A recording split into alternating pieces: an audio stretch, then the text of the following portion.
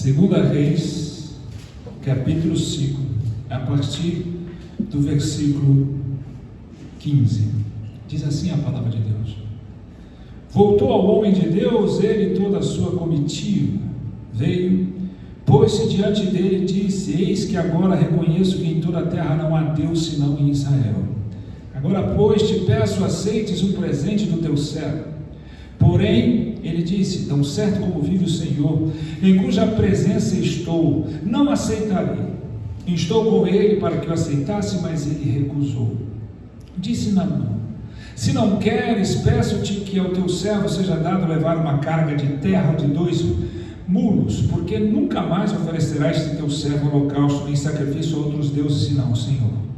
Nisso perdoe o Senhor a teu servo, quando o meu senhor entra na casa de Rimom para lhe adorar, e ele se encosta na minha mão, e eu também me tenho de encurvar na casa de Rimom, quando assim me prostrar na casa de Rimom. Nisto perdoe o Senhor a teu servo. Eliseu lhe disse: Vai em paz. Quando Naamã se tinha afastado certa distância, Geazi, o moço de Eliseu, o homem de Deus, disse consigo: Eis que meu senhor impediu a este Ciro Naamã que da sua mão se lhe desse alguma coisa do que trazia. Porém, tão certo como vive o Senhor, hei de correr atrás dele e receberei dele alguma coisa.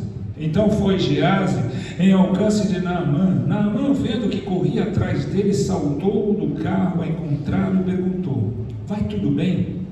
Ele respondeu: Tudo vai bem. Meu senhor me mandou dizer: Eis que agora mesmo vieram a mim 2 jovens dentre os discípulos dos profetas da região montanhosa de Efraim. Dá-lhes, pois, 1 talento de prata e 2 vestes festivais. Disse Naamã: Se servido tomar 2 talentos. Instou com ele e amarrou 2 talentos de prata em 2 sacos e 2 vestes festivais, pô-lo sobre 2 dos seus moços, os quais os levaram adiante dele. Tendo ele chegado ao outeiro, tomou-os das suas mãos e os depositou na casa, e despediu aqueles homens que se foram. Ele, porém, entrou-se e pôs diante de seu senhor. Perguntou-lhe Eliseu: De onde vem Geazi? Respondeu ele: Teu servo não foi a parte alguma. Porém ele lhe disse: Porventura não fui contigo em espírito quando aquele homem voltou do seu carro a encontrar-te? Era isto a ocasião para tomares prata e para tomares vestes, olivais e vinhas, ovelhas e bois, servos e servas? Portanto, a lepra de Naamã se pegará a ti e a tua descendência para sempre. Então saiu de diante dele leproso, branco como a neve. Amém. Fecha os teus olhos, vamos orar ao Senhor. Ó Deus, obrigado pela leitura da tua palavra, pela liberdade de podermos ouvi-la, mas que essa liberdade, Senhor, não seja confundida com distração, com comodismo, com falta de interesse.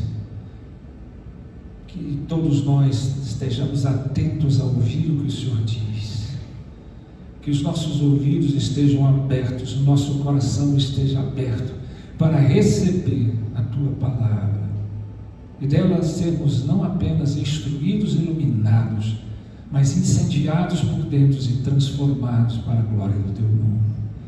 Em nome de Jesus é que eu oro e agradeço, Senhor. Amém.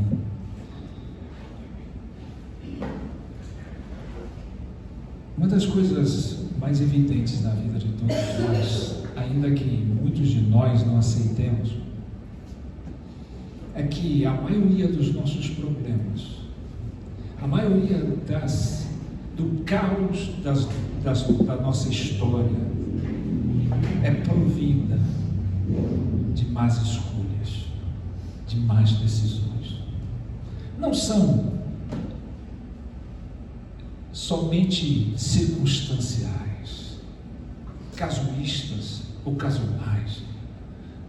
São, na maioria das vezes, provindas de más escolhas. E nós, muitas vezes, tentamos nos justificar,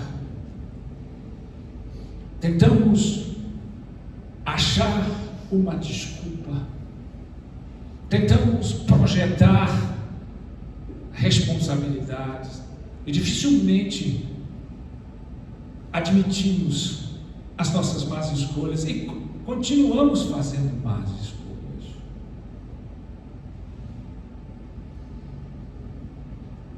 Eu falei agora há pouco sobre a evidência da maturidade espiritual que não está no tempo, mas na obediência. E uma das coisas mais difíceis para nós, e que nós muitas vezes não pedimos a Deus, é discernimento. Tantos dons as igrejas clamam a Deus para terem, mas não pedem: Senhor, me dá um dom de discernir entre verdadeiramente o que é certo, o que é errado, o que é bom, o que é mal. O mundo já relativiza a verdade, relativiza todas as coisas, e nós muitas vezes entramos nessa por conveniência, porque somos guiados pelo anseio, desejo não de fazer a vontade de Deus, mas de que Deus faça a nossa vontade. Queremos ser felizes, queremos ter saúde. Alguns, quando estão passando pelos problemas de enfermidade, dizem: saúde é a coisa mais importante que precisamos ter. Outros, quando não estão, dizem assim: eu só quero ser feliz nessa vida, eu tenho o direito de ser feliz. Mas o objetivo final de cada ser humano não é nem a felicidade, nem a saúde, é a santidade. Porque sem ela, ninguém verá o Senhor. É incrível isso. Nós falamos disso, balançamos as nossas cabeças, concordamos, temos a consciência disso, mas na nossa prática isso não é vivido. Então precisamos entender. Até Salomão, quando se tornou rei jovem, aquele que pediu foi essa sabedoria, a capacidade de ter discernimento do certo e errado, como conduzir as coisas, ser bendito ao entrar, bendito ao sair. E o próprio Salomão escreve que o princípio da sabedoria é o temor a Deus. Temor que nós, na igreja atual, temos tido muito pouco. Ter medo de Deus nos afasta, ter temor a Deus nos leva para perto dele. Temor é, de uma certa forma, também ter medo de ofender a Deus, de perder Deus de vista, de se afastar de Deus, de desonrar Deus, de entristecer Deus. Esse temor parece que tem sido pouco vivido na igreja. É algo indispensável, inegociável para aquele que quer verdadeiramente servir a Deus. Quando eu olho esse texto, e a maioria conhece o texto de Naamã, Naamã era um grande oficial sírio, herói de guerra, daqueles que chegavam, daqueles que se aproximavam, quando vinham das suas vitórias, quando chegavam, contando as suas vitórias, eram estendidos tapetes vermelhos,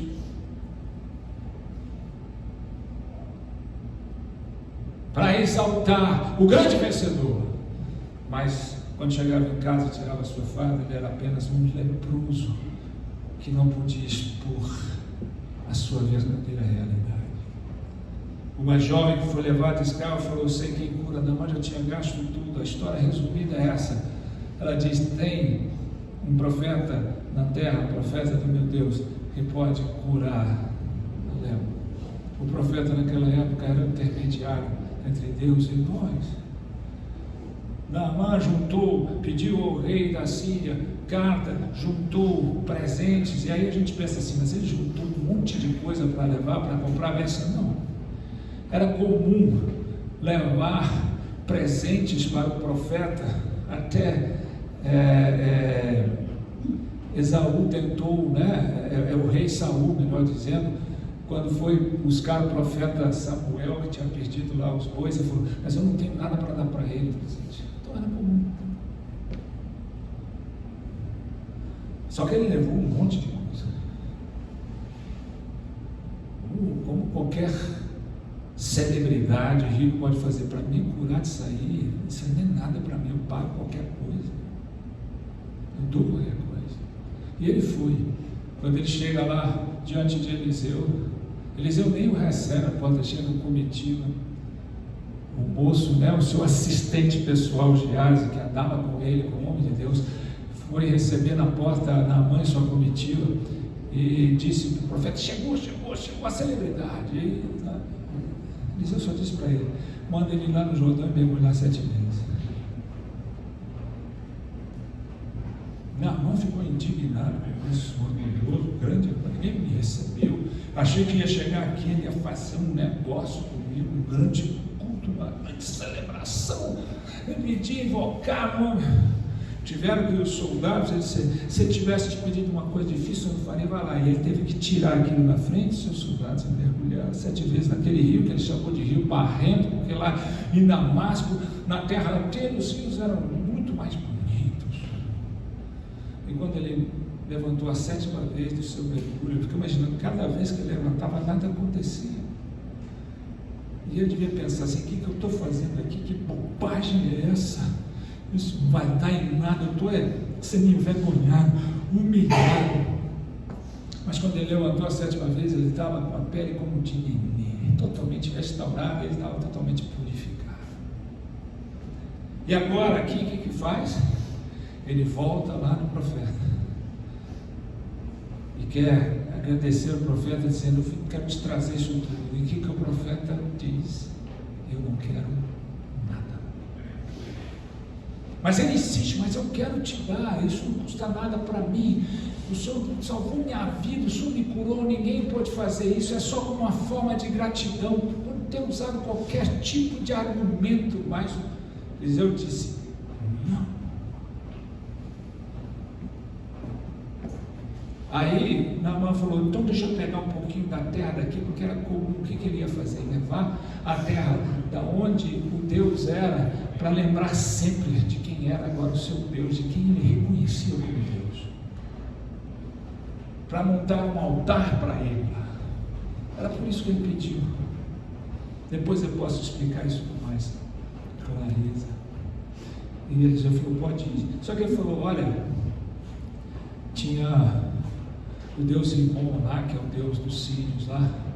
Aliás, o outro nome dele, coincidência, chama Haddad, tá? Desse Deus.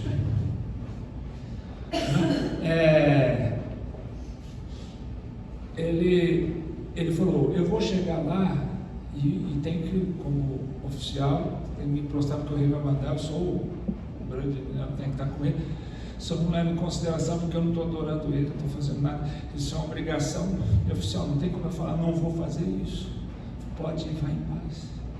E vale que está no seu coração. É mais ou menos isso que eles disse para ele. Aí o que acontece? Geazi, não conformando com o fato do profeta não receber nada, sai escondido, corre para encontrar Naamã e sua comitiva lá na frente, chega e: Naamã, o que está acontecendo? Aconteceu alguma coisa? Não, ele mente. Chegou 2 caras lá e não sei o que, e nós precisamos de uma festival de um não sei o que, de prata, um tanto de prata, de ouro. Naamã deu o dobro, não pode levar. Tanto que pegou 2 homens para carregar, até quando chega lá, Geazi despede dos homens, guarda lá, esconde os negócios. E Eliseu falou: onde você estava? Não, estava por aí. Falando: você acha que você estava me escondido? Você foi lá buscar isso, buscar aquilo. Por causa disso, a lepra que estava nele, mas está em você e em todas as suas gerações.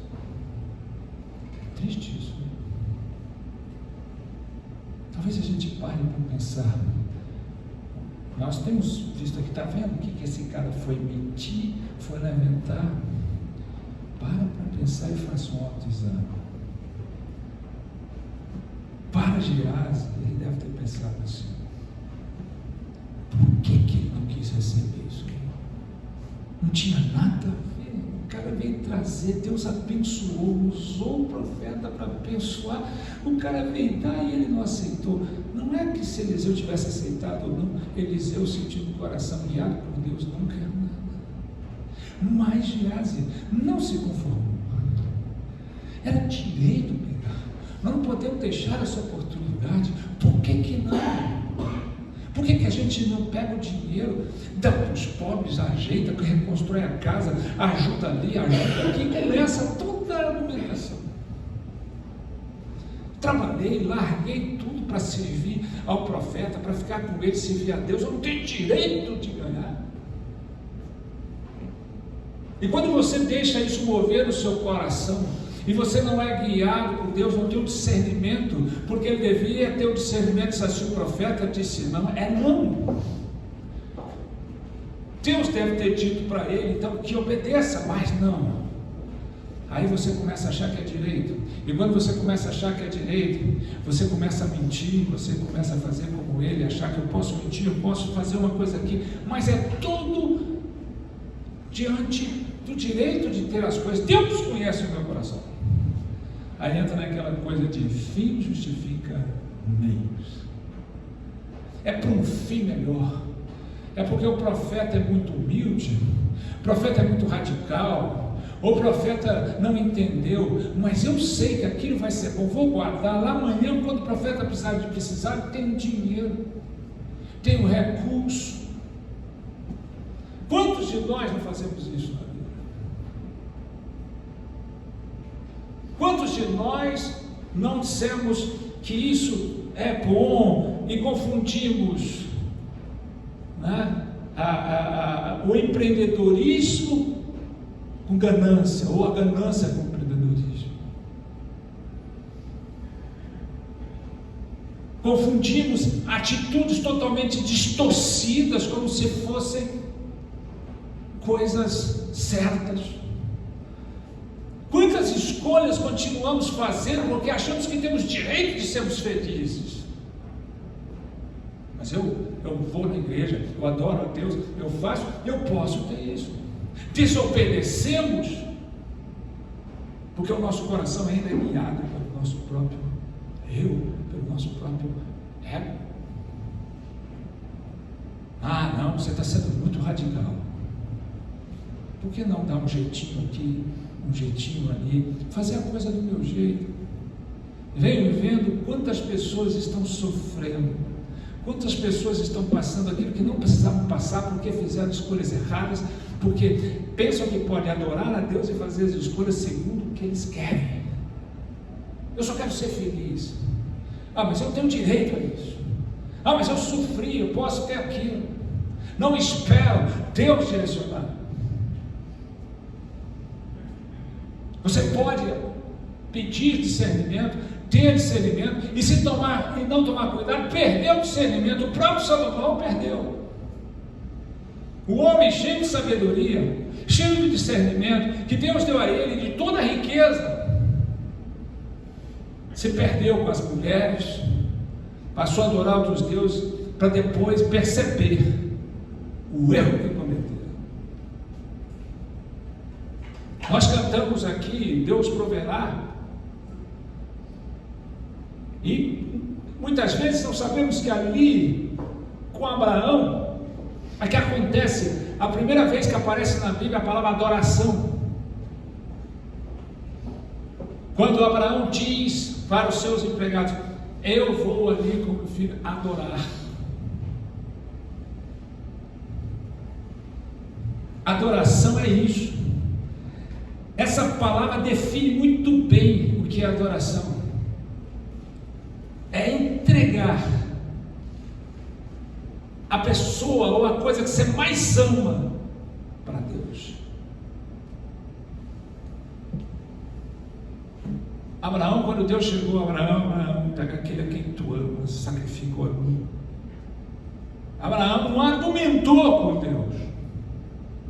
Abraão não disse: Deus, O Senhor falou que de mim sairia uma grande nação. Demorou 25 anos para ter esse filho. Agora que tenho, que desfruto ele, o Senhor vai me tirar aquilo que o Senhor me prometeu? O Senhor vai me pedir aquilo que o Senhor tantos anos levou para me dar? Deve ter outra coisa para fazer. Isso não está certo. Vamos discutir, isso não é dever, isso é muito triste. O que os povos vão pensar do Senhor? O que vão pensar de mim quando diz, poxa lá, diz que Deus demorou 25 anos, teve um filho com 100 anos, mas o que adiantou lá? Eu tenho o direito de desfrutar. Eu obedeci, eu fiz. Abraão não argumentou em nada. Abraão obedeceu.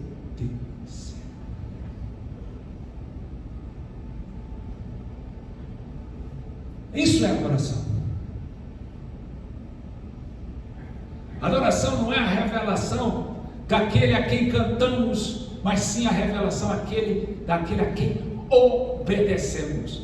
Não existe adoração por cantoria, o que existe adoração por obediência. Se você canta, mas não obedece, melhor ficar calado.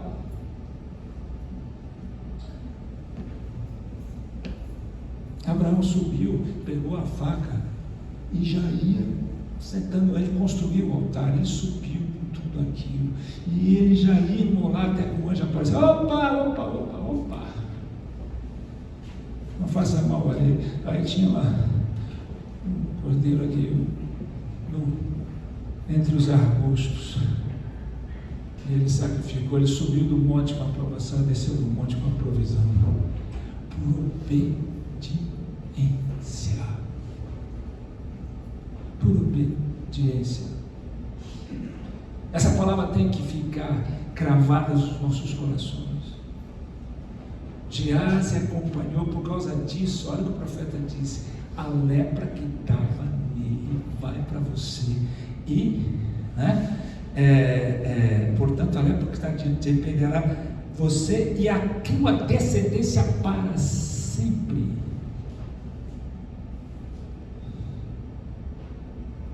Olha como é que nós estamos hoje. Quando Saul, que eu falei, Deus falou para ele assim: você vai lá derrotar os amalequitas, você destrói os amalequitas, mata todos, mata os filhos, não deixa os animais, não deixa nada vivo.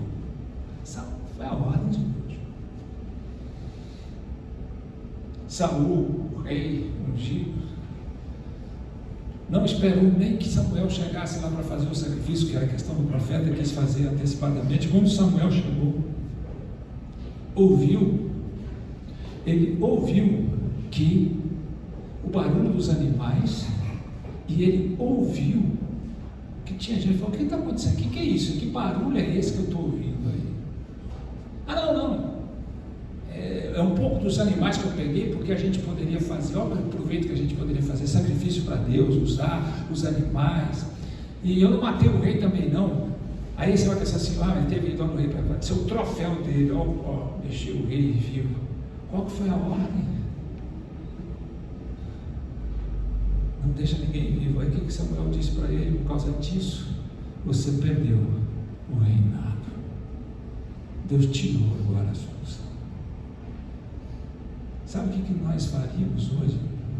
E falaríamos disso: mas peraí, só por causa ele errou esse errinho? Isso é muito pouco. Ele fez 95% de tudo, só errou ali, Deus tirou. Não, aí é muita radicalismo. Deus não podia fazer uma coisa dessa. Sabe, só errou ali, Não existe só ali para Deus, não existe meia obediência para Deus. Meia obediência para Deus é desobediência total. Ele fez a escolha dele porque ele achou que ele queria um troféu, ele achou que poderia fazer do jeito dele, ele achou que estava bom. Não, eu vou fazer o que Deus manda. Quem deu vitória para ele foi Deus, mas ele achou que ele poderia fazer do jeito dele. Quantos de nós vamos errar? E até quando nós vamos errar fazendo do nosso jeito?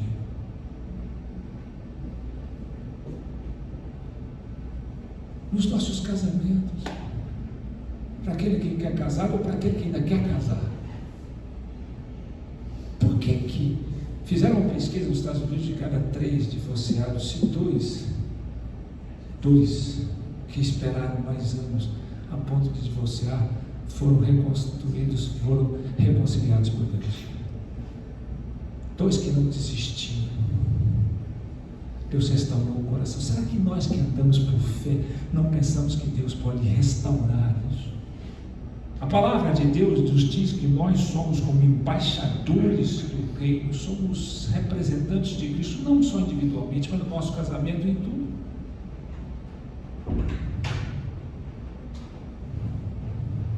A questão do casamento não tem a ver com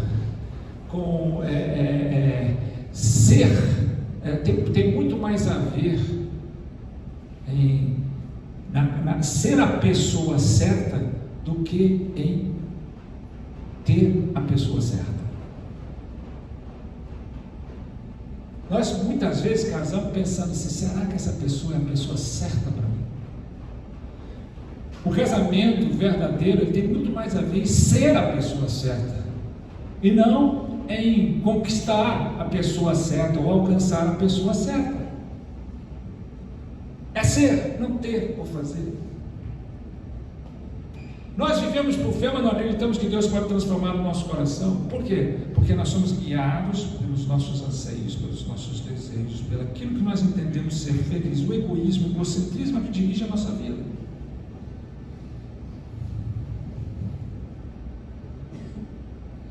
Porque, da mesma forma que Geazi teve uma lepra que atingiu suas próximas gerações, nós, com as nossas más escolhas, não só adoecemos nossa vida, mas como amaldiçoamos as nossas próprias gerações. Então, não se iludam que muitos dos sofrimentos que nós passamos são más escolhas, são escolhas feitas pelo nosso coração, porque a fonte dela é o nosso ego e não o Espírito de Deus. Foram feitas por falta de temor a Deus. Nós queremos fazer certas coisas do jeito que nós queremos, na hora que nós queremos, e se precisar nós vamos achar justificativa, nem que seja enganosa, para darmos cabo àquilo que nós queremos, e depois a gente diz: Deus abençoe. Deus vai entender. Deus não entende que você alcance vez por mês errados. Não se iluda. Você não tem justificativa diante de Deus, porque quem nos justifica é o próprio Deus. Então vamos parar com isso. Vamos parar e pensar nas nossas decisões, nas nossas escolhas. Quando o povo de Deus estava no deserto, eles ficavam acampados, existia a nuvem de Deus para guiá-los, a nuvem Shekinah, a nuvem da glória de Deus. E quando aquela nuvem movia, eles levantavam o acampamento. Se ela não movesse, eles não se moviam. Nós precisamos, antes de tomar as nossas decisões, antes de fazer as nossas escolhas, perguntar: Senhor, isso está de acordo com a tua vontade? Senhor, isso é direcionamento teu? Enquanto eu não tiver essa paz, não faça. Não faça. Não corra o risco de fazer para depois perguntar para Deus. Nós temos a sua palavra revelada, nós temos o Espírito de Deus para nos guiar. Ah, pastor, mas às vezes eu não sei, eu não consigo ouvir. Talvez muitas das vezes que você não consegue ouvir, porque você não quer ouvir.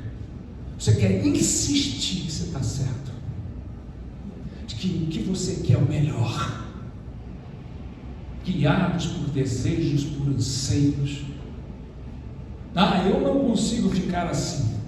Deus sabe que eu não consigo, então eu vou procurar e depois peço para Deus abençoar. Quantas vezes vamos continuar fazendo coisas desse tipo? Eu ouvi Eu tenho ouvido até de pastores, né? Isso é para a glória de Deus. Será? Quantos querem construir megas igrejas? Não é porque aquilo já está caminhando, é porque há um desejo, um anseio no coração, uma ambição, uma ganância por ter uma grande igreja para ele ministrar.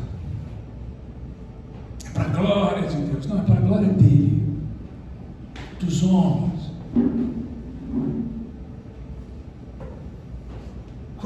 Quantos cometem tantas falhas? Quantos se justificam de que aquilo veio de Deus, é para Deus, é para a glória dele, quando não é? Começa a juntar peças, né? Parece aquele cara que o despertador toca às 7h15 e tem um voo às 7h15 de um avião 715, então ele, Deus está falando. Ele quer tanto aquilo que até as coisas acontecem para levá-lo àquela decisão. Eu tenho falado muito onde eu vou que a questão hoje difícil de pregar o evangelho é que todo mundo sabe, mas poucos sentem. A gente não sente mais. A gente precisa de inventar um monte de coisa para sentir o que só o Espírito de Deus pode fazer nos sentir. Então, para com você. Para de mentir para si mesmo.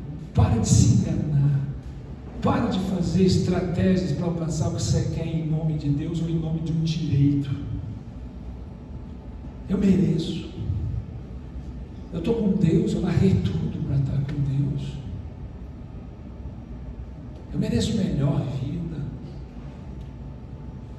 Eu mereço isso, eu mereço aquilo. E não percebe que quem está te guiando é um coração enganoso de um homem que tem o eu no centro e não o Espírito comandando. Então vamos parar com isso. Eu vou continuar dizendo que você vai continuar fazendo muita força para chegar a Deus. E de repente você vai dizer assim: Senhor, Senhor, em teu nome, em teu nome, em teu nome. E vai dizer: aparta de mim, porque eu nunca te conheci. Ou você vai ouvir como Jesus disse: esse povo me adora com os seus lábios, mas o seu coração está longe de mim. Está longe de mim. Como é difícil hoje para muita gente ouvir. Eu falei no louvor sobre como as pessoas hoje usam as doenças, né? Déficit de atenção, síndrome disso, síndrome daquilo. Eu não quero negar as enfermidades, as patologias, mas quero dizer que muitas delas se tornaram justificativas para aquilo que eu não tenho interesse. Eu não consigo prestar atenção, não consigo ouvir. Aí a gente acha que é patologia, mas a própria palavra diz assim: haverá tempo. Nos últimos tempos será muito difícil, porque os homens terão coceira nos ouvidos. Não suportarão a sã doutrina. Não vão ouvir. Ficam inquietos. Meus irmãos, né? Eu sinto tristeza, porque todos nós erramos, todos nós falhamos. Se eu não vigiar, eu sou como você, pior do que Salomão, que pediu, Deus deu a ele sabedoria, discernimento, mas lá na frente ele se perdeu e teve que reconhecer muito depois, tanto que o livro de Eclesiastes, Provérbios, é justamente um reconhecimento disso. Mas eu quero dizer para você a minha tristeza de tantos que estão vivendo realidades difíceis porque fizeram escolhas do seu interesse e achou que poderia escolher do jeito dele e ainda ter Deus na sua vida. Mas foi circunstância, estou atravessando isso, e continua vivendo fora dos padrões de Deus. Peça a Deus que te dê, encha do Espírito, para que você tenha temor a Deus, para que você tenha discernimento de verdadeiramente, né? A palavra de Deus é clara para aqueles que vivem falando só do amor. O amor é a maior força que existe. Mas a palavra de Deus lá em Timóteo, capítulo 1, versículo 5 diz: o intuito desse evangelho é sim um amor que procede de um coração puro, uma boa consciência, uma fé sem hipocrisia. Um coração puro, um coração destituído de mágoa, ressentimento e ofensa. Quantos de nós têm esse coração limpo? Quantos de nós perdoamos todos? Quantos de nós não carregamos a amargura, o ressentimento por coisas que nos fizeram?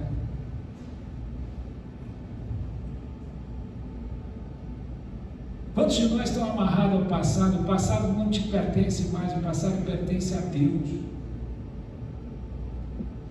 O seu olhar tem que ser para o futuro, vivendo o presente na presença de Deus.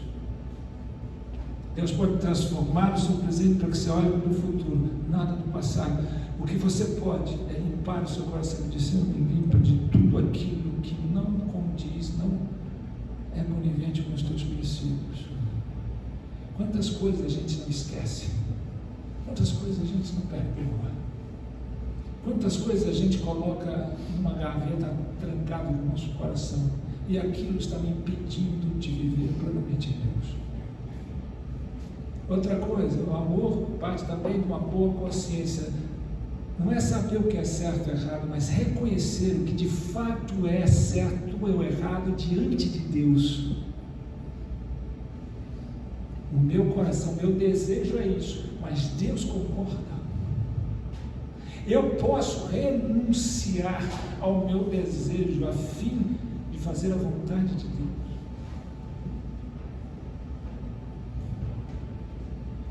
E uma fé sem hipocrisia, porque uma fé sem verdadeiro arrependimento, sem transformação, sem santidade, sem conversão verdadeira, ela é fingida, ela é morta. Então a gente precisa entender isso. Falar de amor é fácil, o amor falar que é difícil. Então, em nome de Jesus, faça um autoexame. Peça a Deus que lhe dê discernimento. Não para fazer o que você acha, mas que você saiba que as suas decisões, que as suas escolhas, elas podem levar você para perto de Deus ou podem te distanciar dele. Elas têm consequências boas ou ruins. Então seria bem importante, antes de tomá-las, não olhar para aquilo que o seu coração anseia, mas olhar, Deus concorda com isso. Ah, mas é uma oportunidade. Oportunidade o mundo pode dar.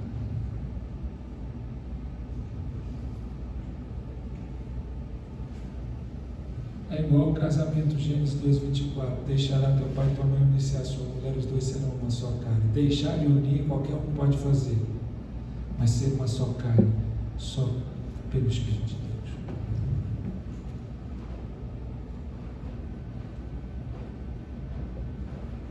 Pense nisso. Faça uma auto-reflexão. Faça o seu autoexame. Entenda que suas circunstâncias, muitas vezes, mostram o que você não quer enxergar. Os testes da fé não é para que Deus veja como é que está seu coração, porque Ele conhece o nosso coração, nós não, mas Ele vê. O teste da fé é para que nós saibamos de fato como está o nosso coração, quem governa o nosso coração, quem controla o nosso coração, quem é Senhor